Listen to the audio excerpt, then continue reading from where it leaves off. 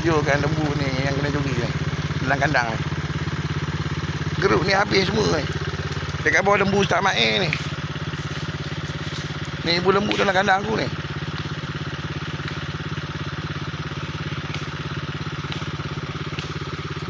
Ni yang tadi hitam kaki ni. Lembu dalam kandang aku ni. Dekat bawah lembu Ustaz Main. Lembu aku tak ada. Seekor pun tak ada ni banding tadi. Ada sikit je balik. Ni geng Ustaz Main ni. Aku takkan bawa dah. Ustaz Main ni mesti curi lembu ni. Ni budak tu. Dia buat cerita apa benda gitu ni. Ni apa benda pasal motor, pasal kereta ni. Yang aku bawa balik ni. Dia cakap dia ada geng ramai ni. Ni, polis. Untuk kontijen Pahang ni. Ni. Yang korang cakap apa benda maklumat yang dia orang curi jual lembu gitu kan. Ha, habis tak ada. Ni lembu dalam kandang aku ni. Ni lembu ni.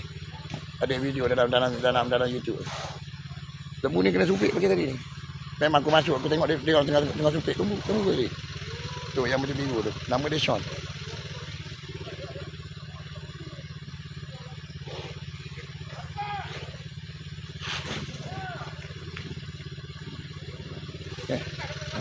Bagi orang ramai tahu. Kita nak bawa masuk dalam mahkamah hari tu, yang si laki biru tu dia tak mau pergi ke mahkamah. Dia pergi menyorok dekat Kedah ni, dekat bawah benda tu. Lori ni, lori body hijau ni yang dekat Balai Poli kontijen Kedah tu. Dia buat cerita dengan kontijen Kedah ni. Dia kata aku ni menyamar, aku ni gila lah macam-macam tu. Aku pernah tembak dia tau. Dia mengada-dada gitu. Hak 11 tan 200 kilo tu. Dia kata dia bawa saudara tu.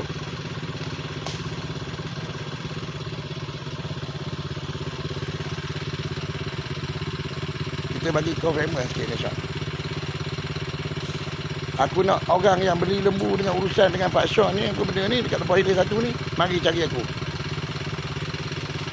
Lembu aku banyak hilang, kau tahu. Dia ada penceritaan dia ni. Dia pasal motor RZ gitu, warna putih tu. Dekat bawah motor dia.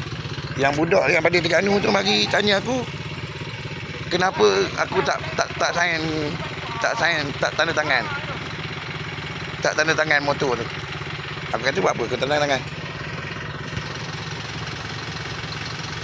Okey. Memang akan kecoh benda ni, insya-Allah. Ni untuk makluman, aku nak buat video ni untuk Sultan Pahang ni. Pasal ni lori ni dekat kontijen Kedah gitu ni. Dia dengan Liah apa benda ni.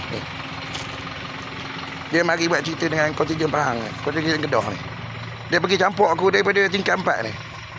Yang baju biru ni. Yang Indonesia tu yang serang aku dekat mana? Dekat rumah gitu. Okey? Aku ambil video je ni.